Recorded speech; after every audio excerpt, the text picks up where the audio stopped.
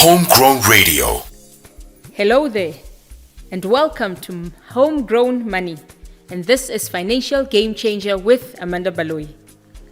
We've covered a couple of things in the previous segments, and I want to do a little bit of a recap on how the mind works with money and how to move forward from here.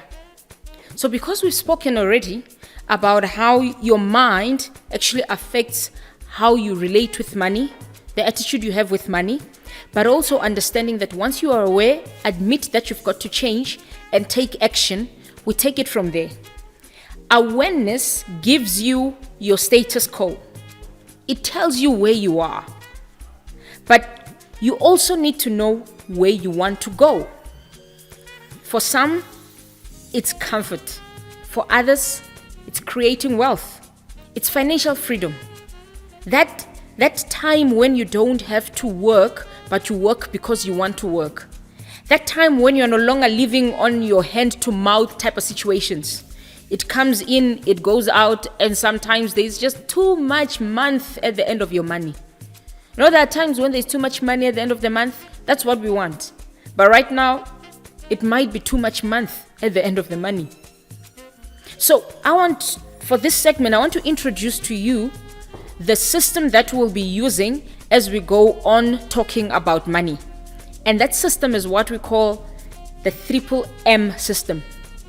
How you make money, how you can multiply it, or rather how you make money, how you manage it, and how you multiply it. So it's how you make money, manage money, and multiply it. But for you to start moving in that route of making money, some of you may have started, you might have a job, you might have started a business. But what other things can you do in order to increase your earning? And secondly, we'll look at how to manage that money. A lot of people don't always have a problem with acquiring it. They don't have a problem with getting a salary. They don't have a problem even with sales in their business. So this whole system actually doesn't focus on the amount of money but that you receive, but how much sticks to your hands. It's not so much, because sometimes you can have people with seriously high incomes, but they're as poor as they come. And that's because the system has not been followed properly or is not implemented properly. So you may receive it, you may be able to make it, but how do you manage it? And then we'll move on to how you can multiply it. And that is the holy grail of wealth creation, that multiplication. When you have moved now from making money where you work for money to a point where now money works for you, that's now the multiplication, where we'll explore all sorts of money things like your compounding, time issues, the value of money, and all sorts of different things. But now, on this one segment, I want to leave you with one important question. What's your magic number? What's your magic number? In other words, how much money do you need to be making every single month for you to live independently? For you to say, I am financially free. How much money do you need to be making every month? How much money needs to be coming into your account every month to cover your living expenses, to cover everything that you want to do and when you want to do it?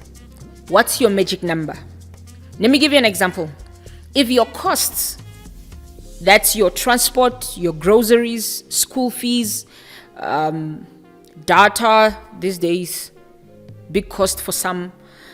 When you look at perhaps your education, you still want to study, and you look at once in a while or every 6 months you want to go out on holiday, how much money should be coming into your month to cover all that?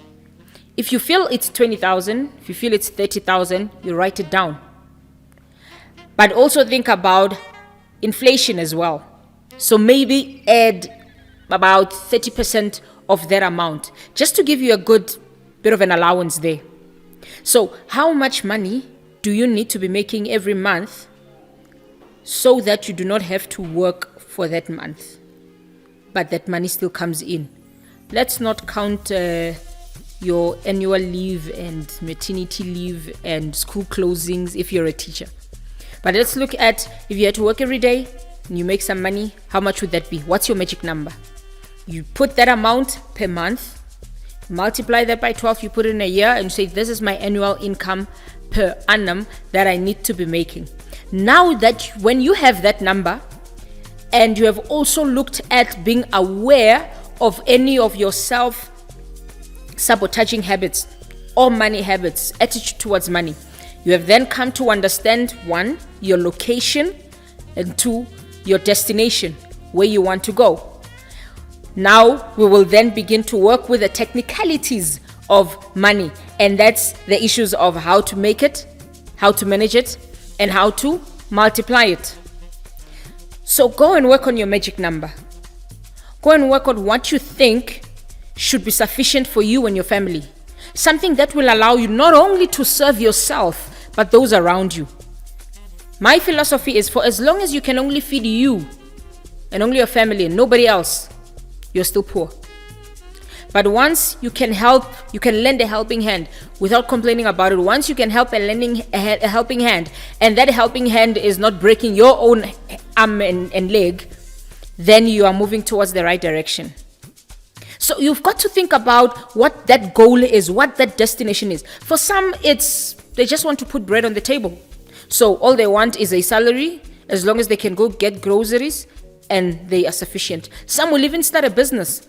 I call them circumstantial entrepreneurs. They only started businesses because they wanted to put money on the table. It had absolutely nothing to do with creation of the wealth. It had absolutely nothing to do with financial freedom. But think about what would give you that good freedom. You know what they say? Money can't buy happiness. I think it can buy some amount of happiness. How much money buys you enough happiness to not have to worry about money ever again?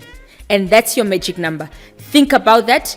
And the next segment, we are going to deal with all the other technicalities and nitty-gritties of money. And that's it for today. You are with Amanda Baloyi, and this is Homegrown Money.